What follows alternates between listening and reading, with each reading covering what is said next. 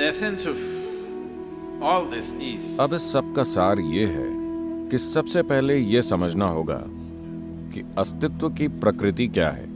आप चाहें तो इसे देख सकते हैं, या आप परमाणु को देख सकते हैं, या आप ब्रह्मांड को देख सकते हैं। अगर आप ब्रह्मांड को देखना चाहते हैं तो ये काफी जटिल है, ये मुश्किल होगा क्योंकि आपके पास गैलरी सीट नहीं है। there is no ये स्टेडियम की तरह नहीं है कि आप कहीं बैठकर सारे ब्रह्मांड को देख सकें।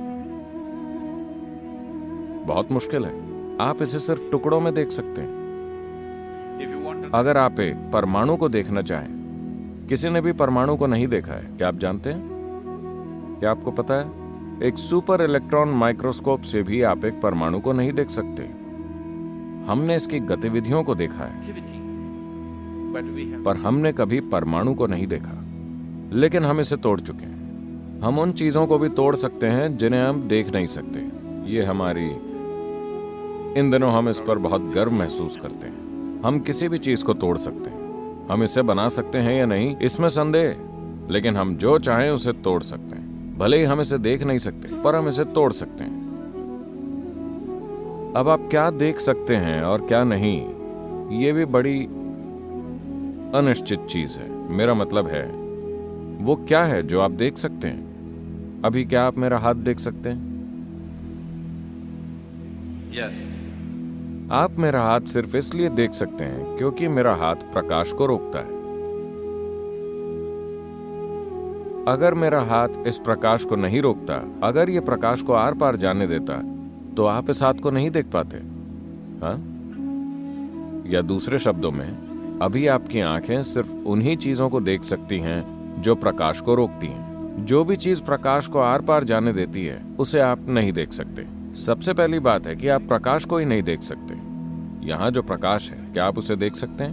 नहीं, आप सिर्फ उसे देख सकते हैं जो प्रकाश को रोकता है। जो प्रकाश को नहीं रोकता, आप उसे नहीं देख सकते। बहुत बुरी बात है ना? आपको उन सभी चीजों को देखने के काबिल होना चाहिए जो प्रकाश को आर पार जाने देती हैं, क्योंकि वो महत्वपूर्ण चीजें हैं। लेकिन अभी आपकी आंखें सिर्फ उसे ही देखने के लिए प्रशिक्षित हैं या देख पाने के काबिल हैं जो प्रकाश को रोकता है।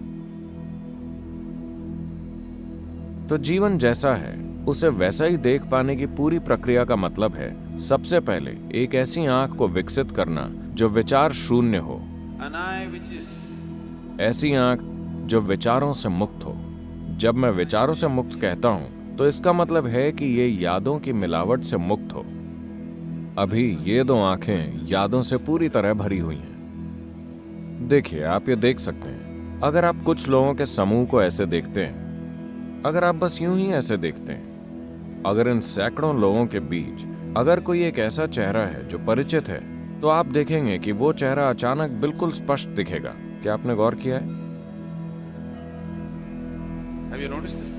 आप सड़क पर जा रहे हैं, वहां सैकड़ों लोग खड़े हैं, आपका दोस्त उनके बीच है। अगर आप वहां देखते हैं तो सिर्फ उस दोस्त का चेहरा दूसरे लोगों के चेहरों से कहीं ज्यादा साफ दिखाई देता है, क्योंकि ये आंख याददाश्त के साथ काम करती है। आपके पास जितनी ज्यादा यादें होती हैं, ये उतना ही बेहतर देखती है। अगर कोई यादें नहीं है तो ये नहीं देख सकती। यादों का मतलब है जमा किया हुआ अतीत। यादों का मतलब है जानकारी। यादों का मतलब है ऐसी चीज जो नहीं है but लेकिन होने का नाटक करती है। यादें असलियत से ज्यादा असली होती हैं, है कि नहीं? yes or no? मैं चाहता हूं कि आप ये समझें, आपके जीवन में हर चीज याददाश्त या मेमोरी से चलती है। सिर्फ कंप्यूटर स्टिक ही नहीं, आपके जीवन में सब कुछ। जब मैं याददाश्त कहता हूं तो ये केवल यहां नहीं है। आपका शरीर ही यादों का एक ढेर है। अगर आप केला खाते हैं Eat a banana, तो ये एक पुरुष का शरीर बन जाता है, और अगर वो एक केला खाती है तो ये एक महिला का शरीर बन जाता है। ऐसा सिर्फ शरीर में मौजूद याददाश्त की वजह से होता है ना? जानकारी जो इस शरीर में भरी है और जो उस शरीर में भरी है, वो अलग अलग है। वही केला एक आदमी बन जाता है, वही केला एक औरत बन जाता है। yes or no? या क्या आप अलग अलग तरह के केले खा रहे हैं? वही चीज, वही भोजन अगर आप खाते हैं तो ये एक तरह का बन रहा है, एक व्यक्ति में ये काली त्वचा बन रहा है, किसी दूसरे व्यक्ति में ये गोरी त्वचा बन रहा है। कैसे? ये आपके भीतर मौजूद यादों की वजह से हो रहा है। Do you remember? क्या आपको अपने पर दादा याद है? नहीं, लेकिन उनकी नाक आपके चेहरे पर बैठी हुई है। आपके शरीर को याद है ना? हो सकता है कि आपको कोई अंदाजा ना हो कि वो कौन थे, पर आपके शरीर को आज भी याद है। लाखों साल पहले आपके पूर्वज कैसे थे, इसे अब भी याद है ना? तो आप जिसे अपना शरीर कहते हैं वो बस यादों का ढेर है, और आंखें यादों से भरी हुई हैं। वो आंख जो यादों से भरी है, जो आंख यादों से दूषित हो चुकी है, वो किसी भी चीज को वैसा नहीं देख सकती जैसी वो है। ये चीजों को सिर्फ वैसा देखेगी जैसा इसके लिए सुविधाजनक है, क्योंकि सॉफ्टवेयर भीतर से काम कर रहा है। यह आपको किसी चीज को वैसा नहीं देखने देगा जैसी वो है। इसी को हम पारंपरिक तौर पर कर्म कह रहे हैं। कर्म। यह आपके शरीर में है, यह आपकी ऊर्जाओं में है। जिस तरह से आपके शरीर में रासायनिक प्रतिक्रियाएं होती हैं, ये उसमें है। ये आपके मस्तिष्क में है, ये आपके मन में है, ये हर जगह है। आपकी जो भौतिक ऊर्जा है उसमें भी याददाश्त होती है, क्योंकि आप देखेंगे कि एक व्यक्ति की ऊर्जाओं का बर्ताव दूसरे व्यक्ति की ऊर्जाओं से अलग होता है। ऐसा यादों के प्रकार के कारण होता है। अगर आप इससे छुटकारा पाना चाहते हैं तो ये एक लंबी प्रक्रिया है। And if you get rid of this, अगर आप इससे छूट जाते हैं तो व्यक्तित्व और शरीर ढह जाएंगे। so another way, तो दूसरा तरीका इससे एक दूरी बना लेने का है। इसे बस थोड़ा दूर रखिए। जब आप इसके साथ खेलना चाहें तो आप इसके साथ खेलिए। जब आप इसे स्विच ऑफ करना चाहें तो इसे स्विच ऑफ करना आपके लिए मुमकिन होना चाहिए।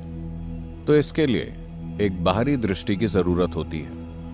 right now, अभी आपके कान यादों से भरे हैं, आपकी आंखें यादों से भरी, आपकी जीभ यादों से भरी है। why? अगर आपका जन्म कर्नाटक में हुआ है और अगर आप उत्तर भारत में जाते हैं तो आपको खाने का स्वाद अच्छा नहीं लगता, क्योंकि जीभ यादों से भरी है। Yes or no? आप इससे परेशान हुए हैं या नहीं? आप उत्तर भारत में गए और उन्होंने कहा, They said aloo bhaji, aloo matar, aloo palak, aloo parota, aloo, they said. और आप वहां टिक नहीं पाए Because क्योंकि आपकी जीभ यादों से भरी है। इसे वापस वही चीज चाहिए, वरना उसे दिक्कत होगी। so what? तो यादों से भरे होने का मतलब है अतीत के खोल ने आपको जकड़ा हुआ है। It will not allow you. यह आपको वर्तमान में भी आने नहीं देगा। अतीत का खोल आपको बांधे रहता है और आप इसे ऐसा करने देते हैं क्योंकि इसमें सुरक्षा का एहसास होता है। तो ये एक खोल बना लेता है। इसमें सुरक्षा है, लेकिन सुरक्षा में कैद भी है। So imprisonment. अगर हम आपको लॉकर में बंद कर दें तो आप वाकई सुरक्षित रहेंगे, है ना? पर समस्या ये है कि आप बाहर नहीं आ सकते। यही तो सारी समस्या है। आपने जिन दीवारों को खुद की सुरक्षा के लिए खड़ा किया है, वो खुद को कैद करने वाली दीवारें भी बन गई हैं। यही जीवन की प्रकृति है। अगर आप खुद को भीतर से या बाहर से बंद कर लेते हैं, वो एक ही बात है। जब तक आप दरवाजा नहीं खोलते, इससे क्या फर्क पड़ता है कि किसी ने आपको बाहर से बंद किया है या आपने खुद को भीतर से बंद कर लिया है? वैसे भी आप बंदी ही हैं, है ना? अगर कोई आपको बाहर से बंद करता है तो आप कम से कम शिकायत कर सकते हैं और चीख सकते हैं। आपने खुद को भीतर से बंद कर लिया है तो आप बस मायूस ही हो सकते हैं। आप चीख भी नहीं सकते। आप किस पर चीखेंगे? तो हम इसी प्रक्रिया पर गौर कर रहे हैं। याददाश्त हर स्तर पर अपनी छाप छोड़ती है, यहां तक कि तत्वों के स्तर पर भी। 5 तत्व जो यहां काम करते हैं, उनके तुरंत बाद ही याददाश्त का काम शुरू हो जाता है। तो जब हम कर्म शब्द बोलते हैं तो ये कोई एक साधारण फॉर्मूला नहीं है, या लोग कर्म के सिद्धांत की बात करते हैं। हम किसी सिद्धांत की बात नहीं कर रहे हैं, हम एक तरह की वास्तविकता की बात कर रहे हैं। कर्म का मतलब है याददाश्त, कार्य और याददाश्त। पिछले कार्य सिर्फ यादों के रूप में मौजूद होते हैं, है कि नहीं? हाँ, याददाश्त सिर्फ यहां की नहीं है, शरीर के हर कोशिका की अपनी याददाश्त होती है। एक परमाणु का बर्ताव दूसरे परमाणु से अलग क्यों होता है, जबकि दोनों के घटक एक ही हैं? वो इसलिए क्योंकि इसमें याददाश्त होती है। हाइड्रोजन के परमाणु के पास एक तरह की यादें हैं, ऑक्सीजन के परमाणु की दूसरी तरह की यादें हैं। जब तक कि आप उन्हें आपस में नहीं मिलाते, वो उसी तरह बर्ताव करते रहेंगे। ये एक छोटे दायरे में होता है, आप थोड़े बड़े दायरे में हैं। ब्रह्मांड बहुत बड़े दायरे में है, लेकिन वहां भी वही याददाश्त सब कुछ चलाती है। तो जब हम कर्म की बात करते हैं, तो हम किसी कॉन्सेप्ट या फिलॉसफी की बात नहीं कर रहे हैं। हम एक वास्तविकता की बात कर रहे हैं जो आपके रूप में अभिव्यक्त हुई है। आपके शरीर की बनावट ही याददाश्त के कारण है।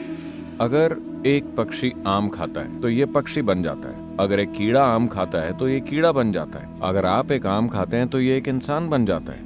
वही आम कितने अलग तरह से काम करता है, ये इस पर निर्भर करता है कि उसे कैसी याददाश्त में डाला गया है ना? आप जिसे बीज कहते हैं, अगर आप उस बीज को बोते हैं, अगर आप उसी बीज को किसी मिट्टी में बोते हैं, यहाँ आप आम का पेड़ लगाते हैं, यहाँ आप सेब का पेड़ लगाते हैं, उसी मिट्टी में, ये सिर्फ सेब पैदा करेगा, ये सिर्फ आम पैदा करेगा, क्योंकि बीज यानी कि एक खास मात्रा में यादें, है ना? चाहे वो किसी पौधे का बीज हो या आपकी माँ के गर्भ में पहुंचने वाला आपके पिता का बीज, ये बस यादें यादें और यादें हैं, है कि नहीं? यही कर्म है, और ये पीछे तक जाता है, तत्वों के स्तर तक। हर चीज याददाश्त ही है, केवल विशुद्ध तत्व ही यादों से मुक्त है। तो वास्तव में योग का मतलब है एक ऐसी आंख को विकसित करना जो यादों से दूषित ना हो, जो सिर्फ देखती हो। ये चीजों को वैसे नहीं देखती जिस तरह से आपकी याददाश्त इसे दूषित कर देती है। ये हर चीज को वैसे देखती है जैसी वो वास्तव में है। ये आंख उन चीजों को देखेगी जो प्रकाश को नहीं रोकती। अभी आपकी ये दो आंखें सिर्फ उन चीजों को देख सकती हैं जो प्रकाश को रोकती हैं। अगर आप किसी ऐसी चीज को देखने लगते हैं जो प्रकाश को नहीं रोकती, तो इसका मतलब है कि आंख के एक और आयाम ने काम करना शुरू कर दिया है।